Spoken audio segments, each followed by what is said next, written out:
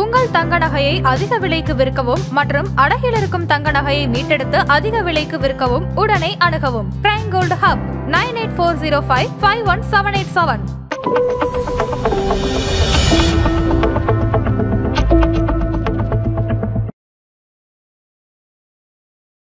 எவ்வளோ நாள் சார் இந்த ஷட் டவுன் வந்து நீடிக்கும்? இது காங்கிரஸ்ல அப்ரூவ் ஆகிற வரைக்கும் இது நீடிக்கும். யாராவது ஒருத்தர் இறங்கி வந்தாகணும். ரெண்டு பேருமே ஸ்ட்ராங்காக நினைக்கிறாங்க. எதுக்கு ஸ்பெண்ட் பண்ணலாம் அப்படிங்கிறதுல ஒரு நிலைப்பாடு இல்லை ரெண்டு கட்சிகளுக்குமே, டெமோக்ராட்ஸ் அண்ட் ரிப்பப்ளிகன்ஸ். இந்த ப்ராப்ளம் எப்போ சால்வ் ஆகும், யார் இறங்கி போவா அப்படிங்கிறதுல இன்னும் ஒரு குழப்பம் இருக்குது. இந்த மாதிரி பயனுள்ள திட்டங்கள் கார்ப்பரேட்டுக்கு அதிகமாக சப்போர்ட் பண்ணுற ரிப்பப்ளிகன்ஸ்க்கு ஆகாது. இதுதான் பேசிக் ப்ராப்ளம். வீட்லேயே வேலையும் செய்வானா, நான் உனக்கு சம்பளமும் தரமாட்டேன் அப்படிங்கிற மாதிரி ஒரு நடைமுறை அங்கே இருக்கு. ஆல்மோஸ்ட் ஒரு 7,50,000 பேர் இதில் அஃபெக்ட் ஆவாங்க. ஒவ்வொரு வாரத்துக்கும் 0.2% ஜிடிபி வந்து குறையும் அதோட வளர்ச்சி. So directly and indirectly it affects the American people. Aadhan business நேயர்களுக்கு வணக்கம். தொடர்ந்து நம்ம சேனலில் பிஸ்னஸ் சார்ந்த நிறைய விஷயங்களை பார்த்துக்கிட்டு வரோம். அந்த வகையில் இன்னைக்கு நம்ம கூட எக்கானமிஸ்ட் ராஜேஷ் அவர்கள் தான் இணைந்திருக்கிறார்கள். வாருங்கள் பேசலாம். வணக்கம் சார். வணக்கம். எப்படி சார் இருக்கீங்க? நல்லா இருக்கேன். நீங்கள் எப்படி இருக்கீங்க? நல்லா இருக்கேன் சார். சார், இப்போ வந்து அமெரிக்கன் எக்கானமி வந்து ரொம்ப வீக்காக இருக்குது அப்படின்றது நிறைய விஷயங்கள் மூலியம் நமக்கு தெரிய வருது. ஃபெட்ரல் ரேட் கட், ட்ரம்ப்பினுடைய டாரிஃப், அதுக்கப்புறமா வந்து ஃபார்மாலையுமே கூட 100% வந்து வரி வந்து இன்னுமே வந்து இன்க்ரீஸ் பண்ணியிருக்காரு. இது மாதிரி நிறைய விஷயங்களை வந்து அமெரிக்காவோட எக்கனாமி ரொம்ப வீக்காக இருக்குன்னு தெரிய வருது. இப்போ பார்த்தீங்கன்னா வந்து அமெரிக்கா ஃபெட்ரல் ஷட் டவுன் வந்து ஆரம்பிச்சிருக்குது. முதல்ல இந்த அமெரிக்கா ஃபெட்ரல் ஷட் டவுன் அப்படின்னா என்ன, இது எதனால சார் நடக்குது? அமெரிக்கன் ஷட் டவுன் அப்படின்னு சொன்னால் ஒவ்வொரு வருஷத்துக்கும் ஒவ்வொரு வருஷத்தோட முடிவில் அதுக்கு அடுத்த வருஷத்துக்கான ஸ்பெண்டிங் எவ்வளோ ஸ்பெண்ட் பண்ண போகிறோம், கவர்மெண்ட் ஸ்பெண்டிங்காக இருக்கட்டும், இல்லாட்டி இன்ஃப்ராஸ்ட்ரக்சர் ஸ்பெண்டிங்காக இருக்கட்டும், அப்புறம் டிஃபென்ஸு, இந்த மாதிரி லைக் பட்ஜெட் அப்ரூவல் மாதிரின்னு வச்சுக்கோங்களேன். ஸோ ஒவ்வொரு வருஷ கடைசியிலையும் நெக்ஸ்ட் இயர் என்னென்ன ஸ்பெண்ட் பண்ண போகிறோம் அப்படிங்கிறத அவங்களுடைய காங்கிரஸில் சப்மிட் பண்ணிவிட்டு அதுக்கான அப்ரூவல்ஸ் அவங்க வாங்கணும். அந்த அப்ரூவல் வந்து ஓட்டிங் முறைப்படி தான் நடக்கும். இப்போது என்ன நடக்குதுன்னா, இந்த வருஷத்துக்கான பட்ஜெட் ஆல்ரெடி இட்ஸ் ஓவர். இப்போ அடுத்த வருஷத்துக்கான ஸ்பெண்டிங்கில் எதுக்கு ஸ்பெண்ட் பண்ணலாம் அப்படிங்கிறதுல ஒரு நிலைப்பாடு இல்லை ரெண்டு கட்சிகளுக்குமே, டெமோக்ராட்ஸ் அண்ட் ரிப்பப்ளிகன்ஸ்.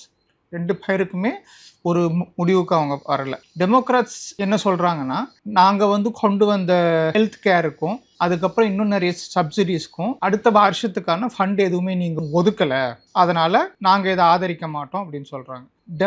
ரிப்பப்ளிகன்ஸ், அதாவது ட்ரம்ப்போட சைடில் என்ன சொல்கிறாங்கன்னா, இந்த ஹெல்த் கேரும் அப்புறம் இன்னும் நிறைய சப்சிடிஸும் இல்லீகலாக அமெரிக்காக்குள்ளே நுழைஞ்சவங்களுக்கு தான் அதிகமாக போகுது, அதனால் நாங்கள் இதை அப்ரூவ் பண்ண மாட்டோம் அப்படின்னு சொல்கிறாங்க. இதுதான் ரெண்டு கட்சிகளுக்கும் உள்ள நிலைப்பாடு. இந்த ப்ராப்ளம் எப்போ சால்வ் ஆகும், யார் இறங்கி போவா அப்படிங்கிறதுல இன்னும் ஒரு குழப்பம் இருக்குது. இந்த மாதிரி ஒவ்வொரு முறையும் ஆட்சி மாறும் பொழுது நீ கொண்டு வந்த திட்டத்துக்கு நான் எதுக்கு அப்ரூவல் பண்ணணும் அப்படிங்கிற ஒரு தோணியில தான் ரெண்டு கட்சிகளுமே செய்வாங்கன்னு வச்சுக்கோங்க. இதில் அதிகமாக சண்டைக்கு நிற்கிறதுன்னு பார்த்தா ரிப்பப்ளிகன்ஸ் தான், அதாவது ட்ரம்ப் சைடில் உள்ளவங்க தான் அதிகமாக சண்டைக்கு நிற்பாங்க. ஏன்னா ஒபாமாவோ இல்லை ஜோ பைடனோ அவங்க கொண்டு வந்த சப்சிடிஸு, ஹெல்த் கேரு, ஒபாமா கேர், இது எல்லாமே ஒரு சராசரி மனுஷனுக்கு, அங்கே சராசரி சிட்டிசனுக்கு அங்கே அதிகம் பயனுள்ளதாக இருக்கும். இந்த மாதிரி பயனுள்ள திட்டங்கள் கார்ப்பரேட்டுக்கு அதிகமாக சப்போர்ட் பண்ணுற ரிப்பப்ளிகன்ஸ்க்கு ஆகாது. இதுதான் பேசிக் ப்ராப்ளம். இந்த ப்ராப்ளம்னால தான் இந்த ஷட் டவுன் இது நடக்குது. ஒன்ஸ் அவங்க பட்ஜெட் அப்ரூவ் பண்ணினா தான் நெக்ஸ்ட் இயருக்கான சம்பளம் எல்லாம் அவங்களால போட முடியும்.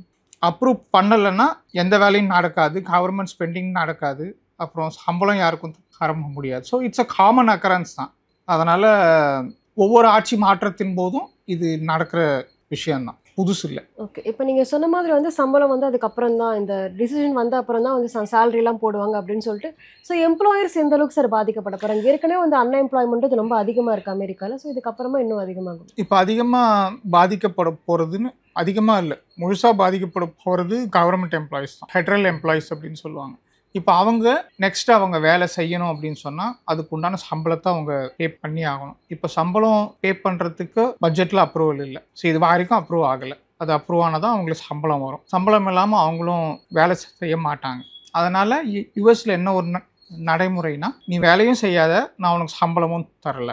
ஸோ அப்படிங்கிற மாதிரி வீட்லேயே இரு, வேலையும் செய்ய வேணாம், நான் உனக்கு சம்பளமும் தரமாட்டேன் அப்படிங்கிற மாதிரி ஒரு நடைமுறை அங்கே இருக்குது. இப்போ இதுதான் நடக்கும். ஆல்மோஸ்ட் ஒரு 7,50,000 பேர் இதில் அஃபெக்ட் ஆவாங்க. இது இல்லாமல் கவர்மெண்ட்டோட ஸ்பெண்டிங் நெக்ஸ்ட் இயருக்கு அப்ரூவ் ஆகலைன்னா, கவர்மெண்ட்டோட ப்ராஜெக்ட்ஸ் எடுக்கிறாங்கல்ல, ப்ராஜெக்ட்ஸ் எடுத்தவங்க அதுக்கேற்ற மாதிரி இங்கேருந்து ப்ரைவேட்டில் ஆளுங்களை எடுத்திருப்பாங்க வேலை செய்யறதுக்கு. கவர்மெண்ட் கிட்டேருந்து ஃபண்டிங் வரும், நாம் இந்த ப்ராஜெக்டை செய்வோம், அதுக்கு இத்தனை ஆள் நமக்கு தேவை அப்படிங்கிற மாதிரி எடுத்திருப்பாங்க. இப்போ அந்த ப்ரைவேட் எம்ப்ளாயீஸ் எல்லாருக்குமே வேலை இல்லாத ஒரு சூழ்நிலை இருக்குது. இது வந்து it's only for government contractors. But இதில் அதிகமாக பாதிக்க போகிறது அப்படின்னு சொன்னால் அந்த 7,50,000 கவர்மெண்ட் எம்ப்ளாயீஸ் தான். அத்தியாவசியமான விஷயங்கள் மட்டும் நடக்கும். டிஃபென்ஸு, அதுக்கப்புறம் போலீஸு, அண்ட் தென் ஹெல்த். இது 3 தான் இப்போதைக்கு அத்தியாவசியம் அப்படின்னு சொல்லிட்டு தென் அது மட்டும்தான் நடக்கும். எனிதிங் அதர் தேன் தட், இப்போ ஃபாரின் எம்பசிஸு இல்லாட்டி ரோட் டிரான்ஸ்போர்ட், ஆர்டிஓ, இந்த மாதிரி விஷயங்கள் எதுவுமே அங்கே நடக்காது. ஓகே, இப்போ எவ்வளோ நாள் சார் இந்த ஷட் டவுன் வந்து நீடிக்கும்? இது காங்கிரஸில் அப்ரூவ் ஆகிற வரைக்கும் இது நீடிக்கும். யாராவது ஒருத்தர் இறங்கி வந்தாகணும். 2 பேருமே ஸ்ட்ராங்காக நிற்கிறாங்க. ஒருத்தவங்க வந்து சப்சிடி நாங்கள் கொடுத்தது மக்களுக்கு நிறைய நல்லது அப்படின்னு அவங்க ஸ்ட்ராங்காக நிற்கிறாங்க. வேறு ரிப்பப்ளிகன்ஸ் வந்து இந்த சப்சிடி எல்லாருமே யாருக்கு போய் சேரணுமோ அவங்களுக்கு போய் சேர மாட்டேங்குது, இல்லீகலாக உள்ளார வந்தவங்களுக்கு தான் இது போய் சேருது, அதனால் நாங்கள் இதுக்கு ஸ்பெண்ட் பண்ண மாட்டோம். பட் இந்த ஃபண்டிங்கை எடுத்து அவங்க அப்படியே டிஃபென்ஸுக்கு இன்க்ரீஸ் பண்ணுறாங்க spending.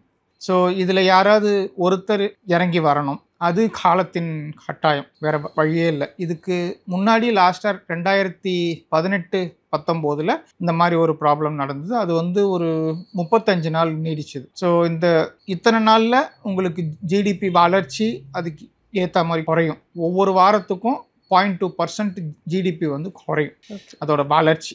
So directly and indirectly it affects the American people. So இதனால் இது காங்கிரஸில் அப்ரூவ் ஆகிற வரைக்கும் யாராவது ஒருத்தர் இறங்கி வர்ற வரைக்கும், இல்லாட்டி both of them should reach a common ground, அது வரைக்கும் இந்த ப்ராப்ளம் போயிட்டு தான் இருக்கும். ஓகே, இப்போ இதனால் வந்து யூஎஸ் மார்க்கெட்டுக்கு எந்த மாதிரி பாதிப்புகள் சார் வரும்? மார்க்கெட் இதை எக்ஸ்பெக்ட் பண்ணது தான். அதனால் இவர் இப்படி செய்வார் அப்படின்னு எக்ஸ்பெக்ட் பண்ணது தான் மார்க்கெட். அதனால் அந்த அளவுக்கு மார்க்கெட்டில் எந்த பாதிப்பும் அங்கே இல்லை. கவர்மெண்ட் சேவைகள் மட்டும்தான் பாதிக்கப்படுறதுனால யூஎஸ் மார்க்கெட்டில் பார்த்தீங்கன்னா கவர்மெண்ட் கம்பெனிஸுங்கிறது அங்கே எதுவுமே இல்லை. மார்க்கெட்டில் எல்லாமே ப்ரைவேட்டு தான். Other then defence and regulations, அதை தவிர யூஎஸில் எதுவுமே மார்க்கெட்டில் இல்லை. இப்போ அந்த மாதிரி இருக்கிறதுனால எந்தெந்த நிறுவனங்கள் நம்ம ஃபஸ்ட்டு சொன்ன மாதிரி அந்த கவர்மெண்ட் ஸ்பெண்டிங்னால அடிபடுமோ அது மட்டும்தான் அஃபெக்ட் ஆகும். அந்தந்த நிறுவனங்கள் மட்டும்தான் அஃபெக்ட் ஆகும். But overall market will still remain stable. இதில் பாண்ட் மார்க்கெட்டு இன்னும் ஸ்ட்ராங்காக வளர்ச்சி அடையும். ஏன்னா இது நிலையற்ற தன்மை இருக்கிறதுனால பாண்ட் மார்க்கெட்டில் உங்களுக்கு நிலையான வருமானம் இங்கே இருக்கிறதுனால இப்போ பாண்ட் மார்க்கெட்டு வளர்ச்சி அடைய வாய்ப்புகள் இருக்குது. பாண்ட் மார்க்கெட்டு, தங்கம், வெள்ளி. இங்கே தங்கம் வெள்ளி வளர்ச்சி அடையும்னு சொல்லுங்க. இன்னுமே தங்கனோட விலை வந்து ரொம்ப உயர்ந்துக்கிட்டு தான் வருது. ஸோ இதனால எந்த அஃபெக்ட்டுமே வராது சார்? எந்த அஃபெக்ட்டும் வராது. ஏன்னா ஜனவரியிலேருந்து பார்த்தா ஆல்மோஸ்ட் 50% ஏறி இருக்கு தங்கத்தோட விலை. இந்த அளவுக்கு வளர்ச்சி, இந்த அன்சர்டனிட்டி வந்ததுலேருந்து பார்த்தீங்கன்னா நிறைய பேர் தங்கம் வாங்க ஆரம்பிச்சிட்டாங்க.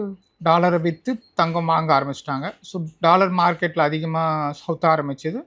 டாலர் ரேட்டு அதனால் குறைஞ்சிருக்கு, தங்கம் ரேட்டு அதிகமாகிருக்கு. ஸோ தங்கம், வெள்ளி இதெல்லாம் டாலருக்கு அகெயின்ஸ்ட் டாலர், அதாவது வேர்ல்டில் 2 ஸ்டேபிள் இன்வெஸ்ட்மெண்ட்ஸ் அப்படின்னு சொல்லுவாங்க. ஒன்று டாலரு, இன்னொன்று கோல்டு. ஒன்று ஏறுனா இன்னொன்று இறங்கும். தங்கம் ஏறுச்சுன்னா டாலர் இறங்கும், வாய்ஸ் வெர்சா. இப்போ வந்து தங்கம் ஏறுது, டாலர் இறங்குது. அப்போ இன்னுமே கோல்டு ஏறும்ல சார்? ஆமாம், ஷட் டவுன்னால இன்னும் ஏறும். ஃபெஸ்டிவல் சீசன் இப்போ அடுத்து ஜான், ஃபெப், மார்ச்சில் மேரேஜ் சீசன் வருது. இந்தியாவில் கண்டிப்பாக ஏறும். ஸோ யார் யார் கோல்டில் இன்வெஸ்ட் பண்ணணும்னு நினைக்கிறீங்களோ தாராளமாக you can invest in gold piece.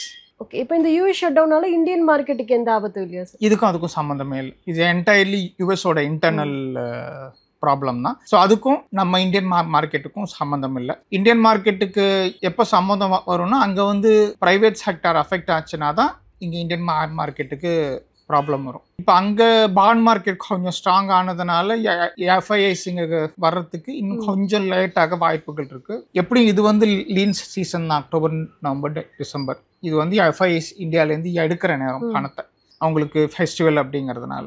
So எப்படியும் மார்க்கெட்டு ஒரு பாசிட்டிவாக இம்பேக்ட் வேணும் அப்படின்னு சொன்னால் ஜனவரி வரைக்கும் we have to wait. Okay, இந்த ஷட் டவுனால இன்னுமே வந்து அமெரிக்கன் எக்கனாமி இன்னும் ரொம்ப வீக் ஆகிறதுக்கு சான்ஸ் இருக்கு சார்? 10-15 நாள்லாம் போச்சுன்னா அந்த அளவுக்கு வீக்காக வாய்ப்புகள் இல்லை.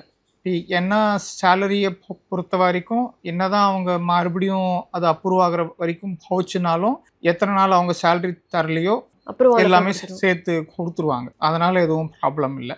But economy is entirely run by the private companies. ஓகேவா? அங்கே ஸோ அங்கே இட்ஸ் அ கேபிட்டலிஸ்ட் டெமோக்ரஸிங்கிறதுனால பிரைவேட் நிறுவனங்களுக்கு பாதிப்பு வந்தாதான் அங்கே அந்த அளவுக்கு க்ரோத் அஃபெக்ட் ஆகுமே ஒழிய, அதர் தேன் தட் அந்த 0.2% அப்படின்றது நியூ கம்பெனிஸ்க்கு அப்ரூவல் தர்றது, அதுக்கப்புறம் இந்த ரோட் டிரான்ஸ்போர்ட் அப்ரூவல்ஸ், இந்த மாதிரி அப்ரூவல் சார்ந்த விஷயங்கள் எது ப்ரைவேட் செக்டார் வந்து இதுக்கு அப்ரூவலுக்கு வெயிட் பண்ணுறாங்களோ அந்த அப்ரூவல்ஸ் எல்லாம் இப்போ நடக்காது. ஏன்னா அது எல்லாமே ஸ்டாப் பண்ணிட்டாங்க. அந்த அப்ரூவல்ஸ்னால வர்ற அந்த 0.2% டிலே தான். ஃபார் எக்ஸாம்பிள் லாஜிஸ்டிக்ஸ் இருக்காங்க, 40-50 லாரி வாங்குறாங்க, அந்த லாரிக்கு அப்ரூவல் வேணும். அந்த அப்ரூவல் இல்லைன்னா so it affects the GDP இல்லையா, இன்டைரக்டாக. அந்த கவுட்ஸ் வந்து from one point to another point move ஆகணும். ஃபெஸ்டிவல் சீசனு, நிறைய பேர் வாங்குவாங்க. இந்த மாதிரி விஷயங்கள்லாம் அதிகமாக நடக்கும் பொழுது இதனால் இன்டைரக்டாக தான் அஃபெக்ட் ஆகும் அந்த 0.2% பர் வீக். மற்றபடி ஒன்றும் அந்தளவுக்கு எக்கனாமியில் இம்பேக்ட் இருக்க வாய்ப்பு இல்லை. இப்போ நீங்கள் சொன்ன மாதிரி வந்து டிஃபென்ஸ் ஸ்டாக், இந்த ஃபார்மா, இதெல்லாமே வந்து அடிபடுறதுக்கு வந்து வாய்ப்பு இருக்குது அப்படின்ற மாதிரி சொன்னீங்க இந்த ஷட் டவுன்னால. ஸோ இப்போ இதனால டிஃபென்ஸ் ஸ்டாக்ஸ் எல்லாம் விலை குறையறதுக்கு வாய்ப்பு இருக்குது? இல்லை, அப்படி கிடையாது. Defence spending will continue. இப்போ எதில் ஸ்பெண்டிங் அவங்க குறைச்சிருக்காங்க அப்படின்னு சொன்னால் எஜுகேஷனில் குறைச்சிருக்காங்க, ரிசர்ச் அண்ட் டெவலப்மெண்ட்டில் குறைச்சிருக்காங்க. அதாவது ப்ரைவேட் நிறுவனங்களுக்கு, கார்பரேட்டுக்கு எந்த விதமான ஒரு டேமேஜும் ஆறாத அளவுக்கு குறைச்சிருக்கிறாங்க. ஸோ இப்போ கவர்மெண்ட்டோட எம்ப்ளாயீஸ்க்கு மட்டும்தான் அஃபெக்ட் ஆகிறது அப்படிங்கிறதுனால இதனால் ஸ்டாக் ஸ்பெசிஃபிக்கெல்லாம் அங்கே கிடையாது. மார்க்கெட்டு ஏறிக்கிட்டு இருக்கும். பி டிஃபென்ஸ் ஸ்டாக்ஸோ இல்லை ஃபார்மா ஸ்டாக்ஸோ அதை பற்றியெல்லாம் ப்ராப்ளம் இல்லை. அது எல்லாமே இட்ஸ் ப்ரைவேட்லி ரன். டிஃபென்ஸில் பார்த்தீங்கன்னா உங்களுக்கு மேஜர்லி கவர்மெண்ட்டு தான் கஸ்டமர். கவர்மெண்ட் வந்து டிஃபென்ஸ் பட்ஜெட்டில் எதுவும் பாதிப்பு இருக்காது அப்படின்னு சொன்னதுனால டிஃபென்ஸ் நிறுவனங்கள் இதனால் பாதிக்கப்படுறதுக்கான வாய்ப்புகள் இல்லை. ரெண்டாவது, ஃபார்மாக்கும் இதுக்கும் சம்மந்தம் இல்லை. Because government other then regulating it has got nothing to do with pharma. Maybe அந்த ஹெல்த் கேருக்கு ஃபண்டிங் ஸ்டாப் பண்ணினதுனால மேபி மருந்து மாத்திரைகள் வாங்குறது குறையலாம். பட் வேறு வழி இல்லை. பீப்புளுக்கு இன்சூரன்ஸ் இல்லைனாலும் உயிர் காப்பாற்றுறதுக்கு அவங்க மருந்து மாத்திரை வாங்கி தான் ஆகணும். ஸோ அதுக்கும் பாதிப்பு வர்றதுக்கான வாய்ப்புகள் இல்லைன்னு தான் நினைக்கிறேன். ஓகே சார், இப்போ யூஎஸ் ஷட் டவுன் பற்றி நிறைய விஷயங்களை சொல்லியிருந்தீங்க. ரொம்பவே நன்றி.